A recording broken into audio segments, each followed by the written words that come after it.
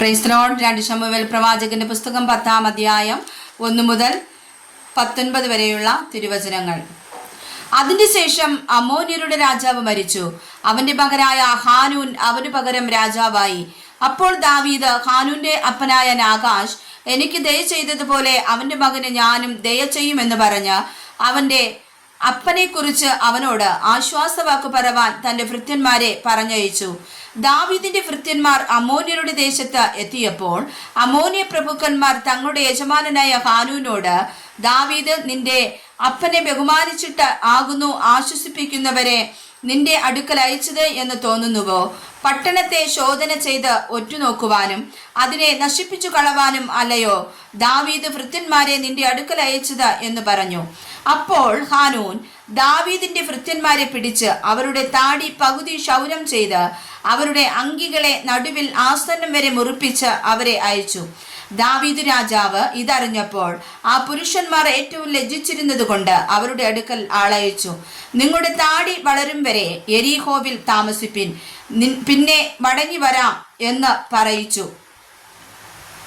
തങ്ങൾ ദാവീദിന് വെറുപ്പുള്ളവരായി തീർന്നു എന്ന് അമ്മോന്യർ കണ്ടപ്പോൾ അവർ ആളയച്ച് ബേത് രഹോബിലെ അരാമ്യരിൽ നിന്നും സോബയിലെ അരാമ്യരിൽ നിന്നും 20,000 കാലാളുകളെയും 1000 പേരുമായി മാഖാരാജാവിനെയും തോബിൽ നിന്ന് 12,000 പേരെയും കൂലിക്ക് വരുത്തി. ദാവീദ് അത് കേട്ടപ്പോൾ യോബാബിനെയും ശൂരന്മാരുടെ സകല സൈന്യത്തെയും അയച്ചു. അമ്മോന്യരും പുറപ്പെട്ട് പട്ടണവാതിൽക്കൽ പടയ്ക്ക് അണിനിരന്നു. എന്നാൽ സോബയിലെയും രഹോബിലെയും അരാമ്യരും തോബിയരും മാഖ്യരും തനിച്ച് വെളിംപ്രദേശത്തായിരുന്നു. തൻ്റെ മുമ്പിലും പിമ്പിലും പടനിരന്നിരിക്കുന്നു എന്ന് കണ്ടപ്പോൾ യോബാബ് ഇസ്രായേലിന്റെ സകല വീരന്മാരിൽ നിന്നും ഒരു കൂട്ടത്തെ തിരഞ്ഞെടുത്ത് അരാമ്യരുടെ നേരെ അണിനിരത്തി.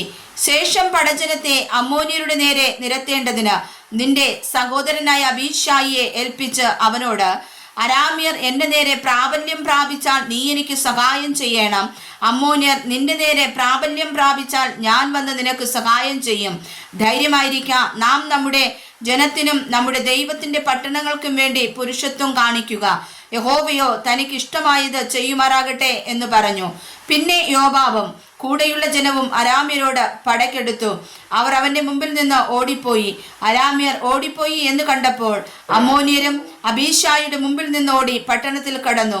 യോബാബ് അമ്മോന്യരെ വിട്ട് യെരൂശലേമിലേക്ക് മടങ്ങിപ്പോന്നു. തങ്ങൾ ഇസ്രായേലിനോട് തോറ്റുപോയി എന്ന് അരാമ്യർ കണ്ടിട്ട് അവർ ഒന്നിച്ചുകൂടി ഹദദേസർ ആളയച്ച് നദിക്കക്കരെയുള്ള അരാമ്യരെ വരുത്തി. അവർ ഹേലാമിലേക്ക് വന്നു. ഹദദേസറിന്റെ സേനാപതിയായ ശോബക് അവരുടെ നായകനായിരുന്നു. അത് ദാവീദിന് അറിവ് കിട്ടിയപ്പോൾ അവൻ എല്ലാ ഇസ്രായേലിനെയും കൂട്ടിവരുത്തി യോർദാൻ കടന്ന് ഹേലാമിൽ ചെന്നു. എന്നാറെ അരാമ്യർ ദാവീദിന്റെ നേരെ അണിനിരുന്ന് പടയേറ്റു. അരാമ്യർ ഇസ്രായേലിന്റെ മുമ്പിൽ നിന്ന് ഓടിപ്പോയി.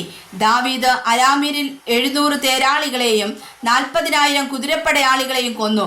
അവരുടെ സേനാപതിയായ ശോബക്കിനെയും വെട്ടിക്കൊന്നു. എന്നാൽ ഹദദേസരിന്റെ ആശ്രിതന്മാരായ സകല രാജാക്കന്മാരും തങ്ങൾ ഇസ്രായേലിനോട് തോറ്റു എന്ന് കണ്ടിട്ട് ഇസ്രായേലിയരുമായി സന്ധി ചെയ്ത് അവരെ സേവിച്ചു. അതിൽ പിന്നെ അമ്മോന്യർക്ക് സഹായം ചെയ്യുവാൻ അരാമ്യർ ഭയപ്പെട്ടു. വായിച്ചതായ തിരുവചനങ്ങളാൽ കർത്താവ് നമ്മെ ശ്രേഷ്ഠമായി അനുഗ്രഹിക്കുമാറാകട്ടെ. ആമേൻ.